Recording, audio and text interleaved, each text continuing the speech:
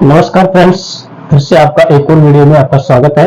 साथियों देखिए, अपन आज पढ़ेंगे राजस्थान में यानी कि केंद्र सरकार द्वारा स्थापित प्रमुख उपक्रम, यानी कि केंद्र सरकार के द्वारा कौन कौन से उपक्रम और किस किस स्थान पर स्थापित किए गए उनकी बात करेंगे अपन इस क्लास के माध्यम से। तो सबसे पहले देखते हैं, यानी कि अपना टॉपिक क्या है आपका, राजस्थान में केंद्र सरकार द्वारा स्थापित उपक्रम क्या है। राजस्थान में केंद्र सरकार द्वारा स्थापित उपक्रम, जिसमें सबसे पहला आता अपना हिंदुस्तान जिंक लिमिटेड, यानी कि कौन सा उपक्रम है, हिंदुस्तान जिंक लिमिटेड। इसकी स्थापना कब होती है? सबसे पहले क्या आती है इसकी स्थापना? इसकी स्थापना 10 जनवरी 1966, यानी कि राजस्थान के अंतर्गत हिंदुस्तान जिंक लिमिटेड की स्थापना 10 जनवरी 1966 को होती है। और साथियों कि इसकी स्थापना यानी कि स्थान कौन सा है, इसका स्थान कहां पर है, देबारी, और देबारी कहां पर है, उदयपुर के अंतर्गत इसकी क्या की जाती है, स्थापना। यानी कि देबारी कहां पर, देबारी उदयपुर के अंतर्गत हिंदुस्तान जिंक लिमिटेड का क्या है, कारखाना, और इसकी स्थापना 10 जनवरी 1966 और कौन से स्थान पर है, देबारी उदयपुर में। और साथियों किसके सहयोग से, यानी कि विदेशी कंपनी, कौन सी विदेशी कंपनी, यानी कहां की है विदेशी कंपनी, ब्रिटेन की। कहां की? ब्रिटेन की, यानी कि विदेशी कंपनी, यानी किसके सहयोग से हिंदुस्तान जिंक लिमिटेड कारखाने की स्थापना होती है, ब्रिटेन के सहयोग से। किसकी स्थापना? हिंदुस्तान जिंक लिमिटेड की, देबारी, और देबारी कहां पर है, उदयपुर में। साथियों इससे हिंदुस्तान जिंक लिमिटेड की कितने कारखाने हैं, 2 संयंत्र। कितने संयंत्र? यानी कि 2 संयंत्र स्थापित है राजस्थान में, जिसमें सबसे पहला संयंत्र कौन सा है, जिंक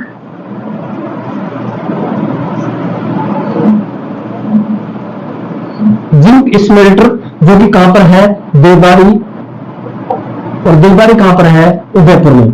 कहां पर है, देबारी उदयपुर में एक कारखाना इसका स्थापित किया जाता है। इस कारखाने की स्थापना 1968 को की जाती है। कब की जाती है? 1968 को। और दूसरा संयंत्र जो कि सीसा जस्ता, कौन सा संयंत्र है, सीसा जस्ता स्मेल्टर,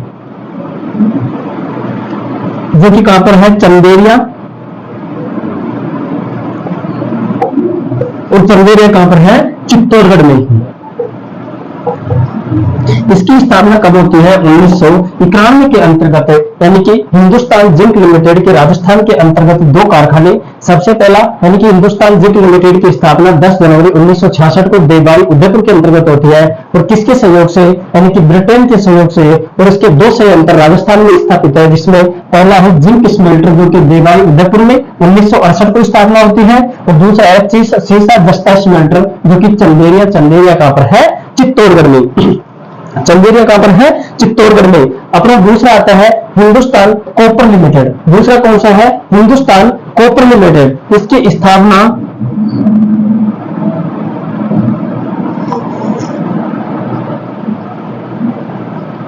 कब होती है, 9 नवंबर 1967 को।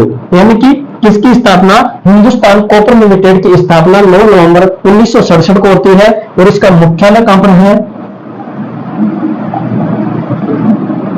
मुख्यालय कहां पर है, खेतड़ी। और खेतड़ी वर्तमान में किस जिले के अंतर्गत, नीम का थाना, जिला कौन सा है, नीम का थाना के अंतर्गत किसका संयंत्र है, हिंदुस्तान कॉपर लिमिटेड का। और किसके सहयोग से, यानी कि विदेशी कंपनी कौन है,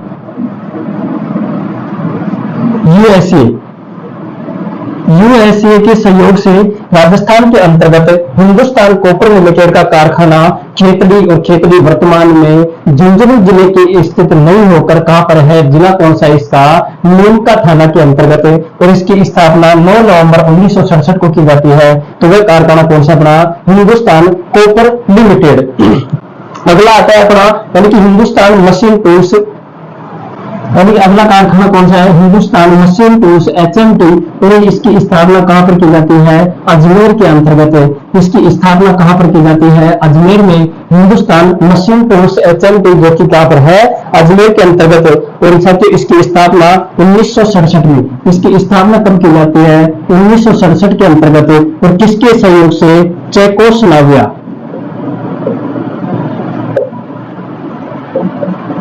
चेकोस्लोवाकिया के सहयोग से राजस्थान के अंतर्गत अजमेर में हिंदुस्तान मशीन टूल्स की HMT की स्थापना की जाती है। कब की जाती है? 1967 के अंतर्गत। कब की जाती है? 1967 के अंतर्गत। अगला आता है अपना सांबर साल्ट लिमिटेड, यानी कि सांबर साल्ट लिमिटेड, और इसकी स्थापना कहां पर? जयपुर ग्रामीण के अंतर्गत। कहां पर है? जयपुर ग्रामीण में। कहां पर है? जयपुर ग्रामीण में। और इसकी स्थापना कब की जाती है? 30 सितंबर 1964 को राजस्थान के अंतर्गत किसकी स्थापना की जाती है? सांबर साल्ट लिमिटेड, जो कि कहां पर है? जयपुर ग्रामीण के अंतर्गत। इसकी स्थापना 30 सितंबर 1967 को की जाती है। और साथ ही यहाँ पर केंद्र सरकार एवं राज्य सरकार का हिस्सेदारी, यानी कि केंद्र सरकार और राज्य सरकार, यानी कि दो सरकारों के बीच में, यानी कि केंद्र सरकार का यहाँ पर 60%, जबकि राज्य सरकार का कितना प्रतिशत? 40% हिस्सेदारी है। किसमें? सांबर साल्ट लिमिटेड, जो कि जयपुर ग्रामीण के अंतर्गत 30 सितंबर 1964 को क्या की जाती है? इसकी स्थापना। अगला आता है अपना मॉडर्न बेकरीज। अगला कौन सा है? अपना 5वें नंबर का संयंत्र उपक्रम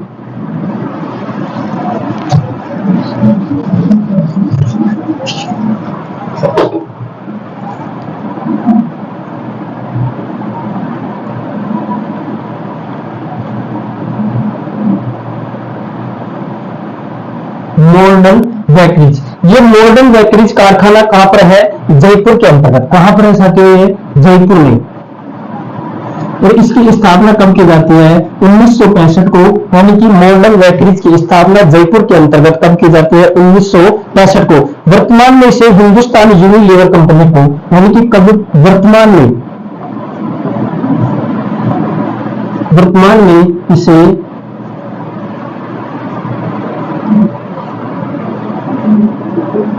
यूनिलीवर कंपनी को क्या कर दिया? दे दिया गया। किसको? यानी कि मॉडर्न बेकरीज जयपुर के अंतर्गत 1965 में क्या करते हैं? इसकी स्थापना करते हैं। और साथ ही वर्तमान में इसे हिंदुस्तान यूनिलीवर कंपनी को क्या कर दिया गया? दे दिया गया। अगला आता है राजस्थान इलेक्ट्रॉनिक, राजस्थान क्या है? अगला कहना Rajasthan electronic and instrumentation limited.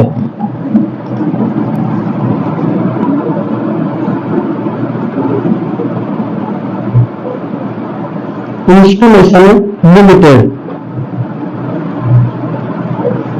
ये कहां पर है साथियों? कनकपुरा। और कनकपुरा कहां पर है? जयपुर के अंतर्गत।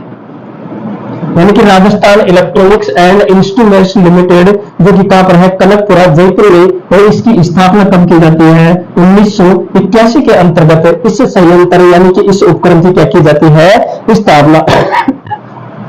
अब देखते हैं इसके अंतर्गत Rajasthan electrical and instrumentation limited की स्थापना कनकपुरा, जयपुर में 1981 में की जाती है। और यहाँ पर केंद्र और राज्य सरकार की हिस्सेदारी कितनी है? यानी कि केंद्र व राज्य सरकार, यानी कि केंद्र की कितनी है? 51%, और जबकि राज्य सरकार की 49% क्या है? हिस्सेदारी। ऐसे अपने क्या है? राजस्थान के अंतर्गत, यानी कि संयंत्र उपक्रम जो कि विदेशी कंपनियों के द्वारा यहाँ पर स्थापित किए गए, यानी कि केंद्र सरकार के द्वारा।